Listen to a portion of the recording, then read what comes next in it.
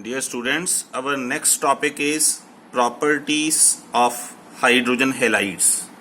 In 17th group element, halogens. Hydrogen halides mean the compounds of hydrogen with halogen, fluorine, chlorine, bromine, iodine. So, hydrofluoric acid, hydrochloric acid, hydrobromic and hydroiodic acids are there, which are hydrogen halide.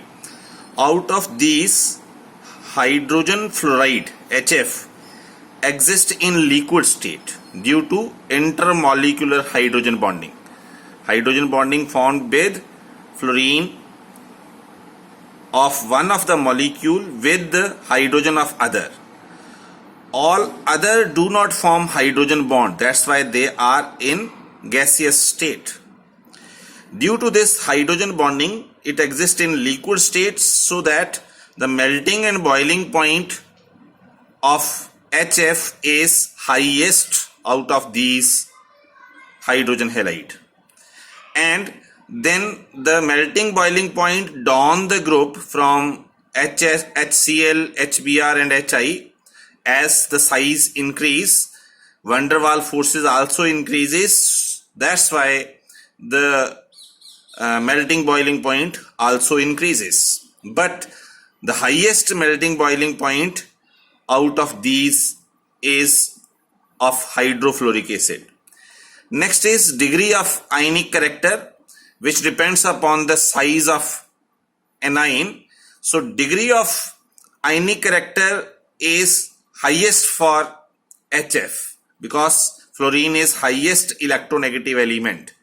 And the electronegativity, as electronegativity decreases, that's why ionic character also decreases. So HF is having predominance of ionic character, and then ionic character decrease and covalent character increase. HI is covalent in nature mostly. Next is bond dissociation enthalpy, energy required to break the bond. As size increase, bond length also increases. जैसे जैसे size बढ़ेगा, bond length बढ़ेगी, तो bond को तोड़ना easy हो जाएगा. That's why bond dissociation enthalpy down the group of hydrogen halides decreases as size increase and bond length increase. That's why bond strength or dissociation enthalpy जो है, that is decreases. Next is reducing character. Reducing character also depends upon bond length कि कितनी जल्दी वो H को dissociate करके देगा. तो ये bond break जल्दी होगा because of less bond dissociation enthalpy. That's why ये जल्दी हाइड्रोजन को डोनेट करेगा. So that's why it is stronger reducing agent. So reducing character also increases down the group. Next is acidic strength, which is most important question in +2.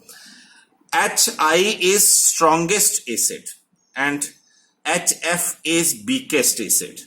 अब देखिए हमें ऐसा appear होता है because of electronegativity of fluorine which is maximum, तो ये जल्दी electron को अपनी ओर विड्रॉ अट्रैक्ट करेगा और H को जल्दी दे देगा. और ऐसा अपीयर हो रहा है कि HF is strongest acid due to highest electronegativity of fluorine. But irrespective of its highest electronegativity, HI become the strongest acid. HI जो है that is strongest acid. ऐसा क्यों? Because the bond, the acidic strength mainly depends upon bond dissociation enthalpy, bond dissociation energy.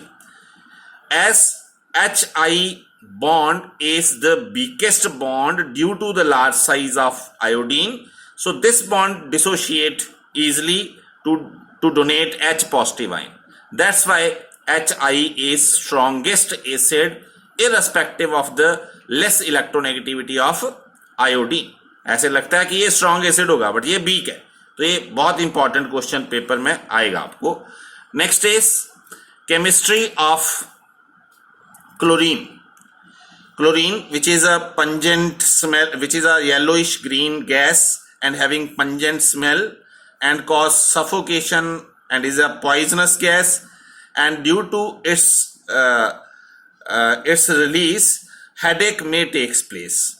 This chlorine is prepared mostly by the electrolysis of sodium chloride.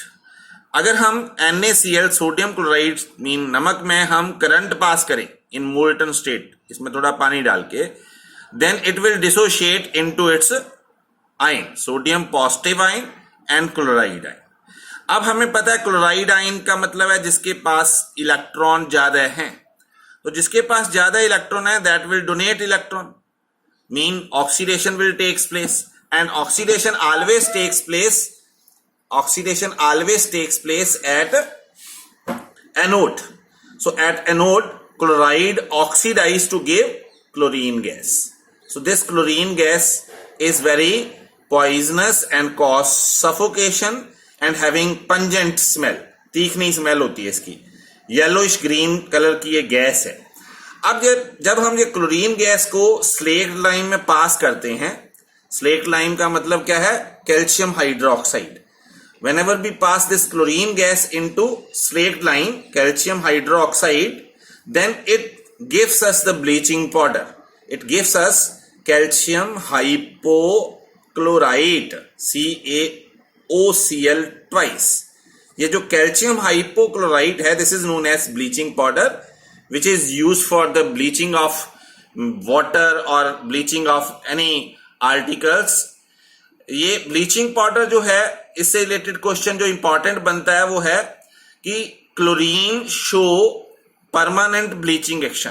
With the chlorine bleaching is permanent. एक बार कोई चीज bleaching कर दी तो वो permanently साफ रहेगी, bleached रहेगी. Whereas sulphur dioxide is having temporary bleaching action. Mean अगर सल्फर डाइऑक्साइड से हम कोई चीज साफ करें तो फिर से खराब हो जाती है, उसका ब्लीचिंग एक्शन थोड़े टाइम के लिए रहता है, मीन टेम्परेरी. ऐसा क्यों? This is also most important question. Because chlorine when taken in water it gives us nascent oxygen, it gives us reactive oxygen, and the bleaching action is due to this nascent oxygen, mean due to oxidation. Oxidation के कारण अगर bleaching action होगा then it is automatically permanent, because in air automatically oxidation again and again takes place. अगर oxidation से कोई चीज साफ हो रही है ऑक्सीजन से, तो ऑक्सीजन तो एटमॉस्फेयर में एक्सेस अमाउंट में है, तो ऑटोमेटिकली वो चीज भी ऑक्सीडाइज होके साफ हो जाएगी. तो that's why the bleaching action of chlorine which is due to oxidation is permanent. whereas bleaching action of sulfur dioxide is due to reduction, mean due to nascent hydrogen. Whenever it is taken in water, it gives nascent hydrogen, and that hydrogen is responsible for the bleaching with sulfur dioxide. Now if the bleaching action is due to reduction, due to nascent hydrogen, its reverse will take place in atmosphere. Its reverse mean oxidation will take place easily. अगर हमने कोई चीज sulphur dioxide से bleach की, bleaching is due to reduction, तो वो reverse mean उसकी air में ऑक्सीडेशन हो जाएगी और वो फिर से सब्सटेंस जो है वो अनब्लीच्ड हो जाएगा, खराब हो जाएगा. That's why its bleaching action is temporary. Next जो रिलेटेड क्वेश्चन 17th ग्रुप में बनते हैं इन केस ऑफ क्लोरीन, वो है properties of chlorine and uses of chlorine. तो क्वेश्चन क्या बनते हैं कि give any 3 poisonous gases related to chlorine. जो क्लोरीन से रिलेटेड पॉइजनस गैसेस हैं वो 3 गैसेस के नाम बताओ. तो ये इंपॉर्टेंट क्वेश्चन आपको जो ज्यादा आता है वो क्या है, फॉस्जीन, जो आपने पहले भी सुनी है, फॉस्जीन. फॉस्जीन क्या है, COCl2. This is a poisonous gas of chlorine. Next gas is tear gas. आंसू गोले होते हैं जो which are use to disperse the crowd. जब कोई भीड़ इकट्ठी हो गई हो तो उसको डिस्पर्स करना हो तो आंसू गोले जो छोड़े जाते हैं, that is also the material which is due to the chlorine gas. वो है CCl3NO2 विच मीन ट्राइक्लोरोनाइट्रोमीथेन. एक कार्बन है तो एक कार्बन को बोलेंगे meth, methane. Trichloronitromethane is the IUPAC name of tear gas. And then mustard gas. Mustard gas is used in World War II. ये mustard gas भी related to chlorine है. So these are the three poisonous gases related to chlorine.